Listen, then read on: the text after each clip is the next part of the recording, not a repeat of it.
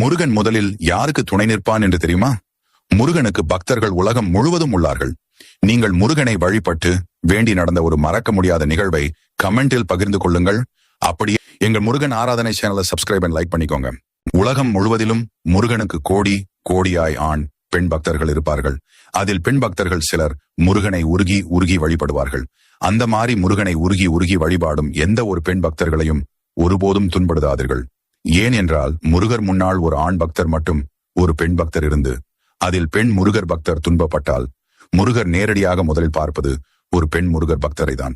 ஏன் என்றால் அவர் பிறந்த உடனேயே அவரை தூக்கி வளர்த்தது கார்த்திகை பெண்கள் தான்.